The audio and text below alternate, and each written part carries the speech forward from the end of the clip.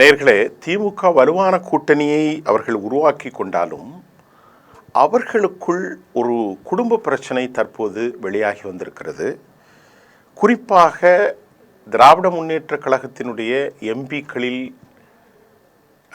டெல்லியிலே கோராட்சிய திருமதி கனிமொழி கருணாநிதி அவர் தற்போது தமிழ்நாட்டில் தூத்துக்குடி பகுதியிலே சட்டமன்றத்திற்கான தொகுதியில் தாங்கள் போட்டியிடுவதற்கு இடம் வேண்டும் என்று தனது சகோதரரும் தமிழ்நாடு முதலமைச்சருமாகிய திரு மு.க. ஸ்டாலினிடத்தில் அவர் பணித்திருக்கிறார்.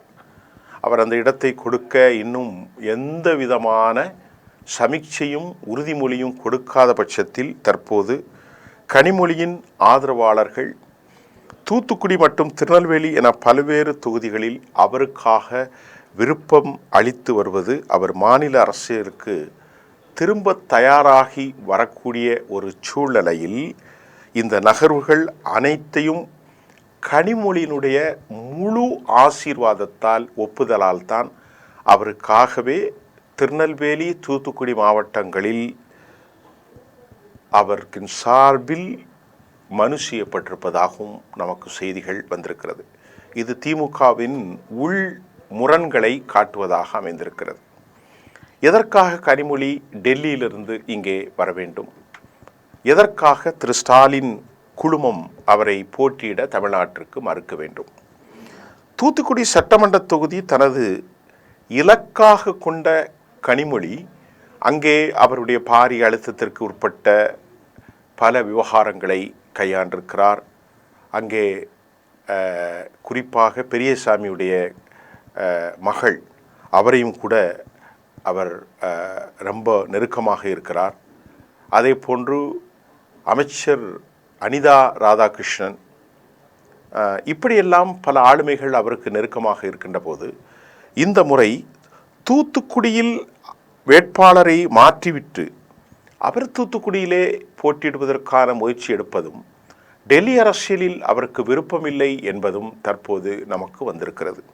குறிப்பாக டெல்லி அரசியலை விட தமிழக அரசியல் நேரடியாக பங்காற்றுவது தமக்கு வலிமை சேர்க்கும் என்றும் தமது கருத்துக்களை வளமாக தமிழ்நாட்டில் வைப்பதற்கான ஒரு களமாக அமையும் என்றும் திருமதி கனிமொழி கருணாநிதி அவர் நம்புகிறார் என்கின்ற செய்தி ரொம்ப முக்கியமாக இருக்கிறது. கனிமொழியின் இந்த அரசியல் நகர்வு வருகையை திரு ஸ்டாலினுடைய குடும்பத்தை சார்ந்த துர்காவோ அல்லது செல்வியின் அல்லது மற்றும் யாரும் விரும்பவில்லை என்பதைத்தான் நாம் இப்போது அறிந்து கொள்ளக்கூடிய விவகாரமாக இருக்கு. ஒருவேளை கனிமொழி டெல்லி அரசியலை தாண்டி தமிழ்நாட்டில் கால் பதித்தால் பின்னால் வருகிற மாற்றங்கள் உதயநிதிக்கு எதிரான ஒரு போட்டியாளராக அவர் உருவாகி விடுவதை எப்போதும் ஸ்டாலினோ அவரது மனைவியோ அல்லது அவரது குடும்பமோ, குறிப்பாக சொல்லப்போனால் சபரீசன் அவருடைய மைத்துனர் யாருமே விரும்பவில்லை என்பதும் அரசியல் விமர்சகர்கள் கருத்தாகவும் குறிப்பிடுவதாகவும் இருக்கின்றது. அதைத் தொடர்ந்து டெல்லி அரசியலிலே அவரை வைப்பதற்கான திட்டங்கள் இதுதான். நீங்கள் டெல்லியிலே இருங்கள். டெல்லியிலே டிஆர் பாலு அவர்களுக்கு வயதாகி போன காரணத்தினால் டெல்லி அரசியலை தங்கை நீ கவனித்துக்கொள் என சூட்சமத்தோடு அந்த பதவியை அவருக்கு கொடுத்திருப்பதும் இதுதான் என்று நமக்கான செய்திகள் தெரிவிக்கின்றது.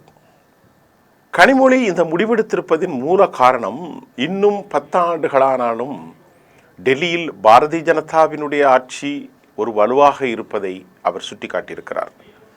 பாரதிய ஜனதா ஆட்சியிலே இந்துத்துவாவினுடைய கொள்கைகளை எதிர்ப்பதற்கு ஒரு தீர்க்கமான வலிமையான கூட்டணி ஒன்று இல்லை என்பதை அவர் நன்கு உணர்ந்திருக்கிறார். ஆகவேதான் தாங்கள் தொடர்ந்து பயணிப்பது தம்முடைய எதிர்காலத்திற்கு பல கேள்விகளை வருவது மட்டுமின்றி தமிழ் மூலம் அறியப்பட்ட ஒரு கவிஞராகவும் படைப்பாளியாகவும் தன்னை அடையாளப்படுத்தி கொண்டிருக்கக்கூடிய திருமதி கனிமொழி கருணாநிதி தமிழ்நாட்டில் தன் காலை பதிக்குவதற்கு அவர் பெரியாரிய ஒரு சிந்தனைவாதியாகவும் அடையாளப்படுத்துகிறார். அடுத்து டிஆர் பாலு போன்ற மூத்த தலைவர்கள், திருச்சி சிவா போன்றவர்கள் இருந்தாலும் இவருக்கு அங்கே அவர்களையெல்லாம் வழிநடத்தக்கூடிய பெரிய பதவி ஒன்றும் இல்லை. நாடாளுமன்றத்திற்கு செல்வார், நாடாளுமன்றத்திலே பேசுகிறார். தமிழச்சி தங்கபாண்டியன் போன்றவர்கள் இன்னும் சில திராவிட முன்னேற்ற கழக எம்பிக்களில் எதை இவரால் சாதிக்க முடியும், எதிர்க்கட்சி வரிசையிலே ஒரு நாடாளுமன்ற எம்பியாக மட்டும்தான் அவர் பேச முடியும். ஆனால் அவருக்கு அங்கே தமிழ்நாட்டு அரசியலில் அவர் வெற்றி பெற்றால் அவருக்கு பணி சிறப்பாக இருக்கும். தமிழக அரசின் கட்சி பணிகளை அவர் கவனிக்கலாம். அடுத்து தமிழ்நாட்டு அரசினுடைய மந்திரி பதவியை அமைச்சரவையில் அவர் அலங்காரம் செய்யலாம். அவர் விரும்பக்கூடிய அந்த தத்துவார்த்த யதார்த்த பெரியாரிய கருத்தை மக்களிடத்திலே வைக்க முடியும். பெண்கள் நலத்திட்டத்தில் முகமுகமாக அவர் ஈடுபட முடியும். இப்படியெல்லாம் அவருக்கு யோஜனைகள் சொல்லப்பட்டாலும் அவர் அதை ஏற்றுக்கொள்கிறார்.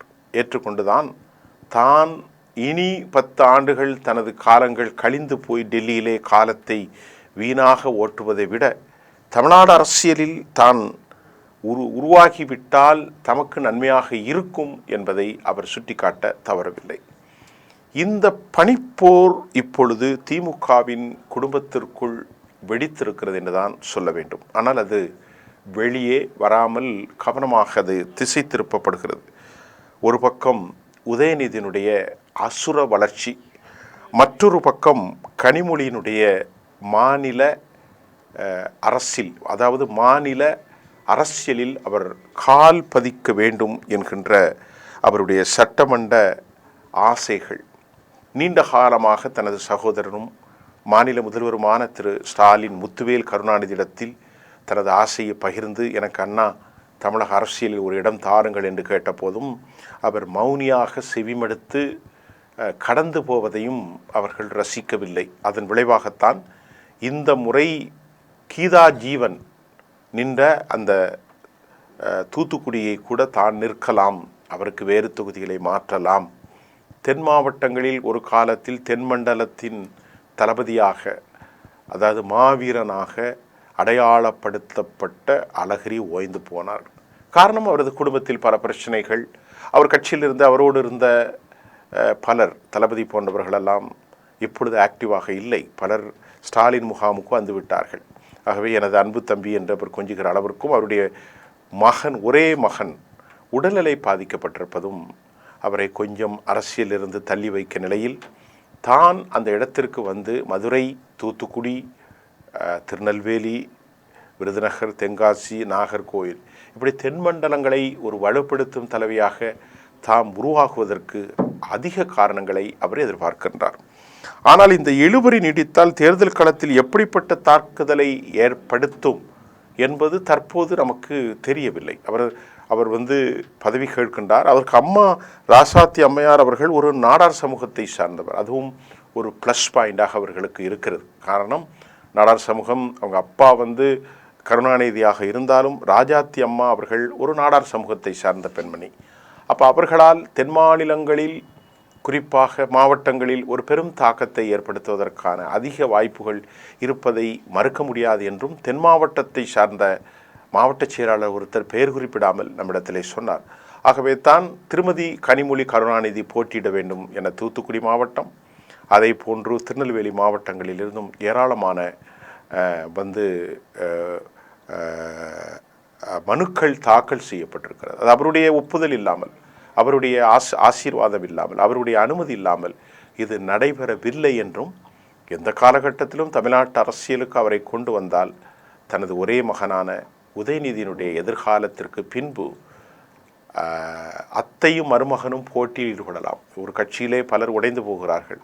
அப்படி ஒரு சூழல் உருவாகுவதை திமுக குடும்பம் விரும்பவில்லை என்பதுதான் இன்றைய செய்தியாக இருக்கிறது. மீண்டும் அடுத்த செய்தியில் நான் உங்களை சந்திக்கின்றேன். நன்றி.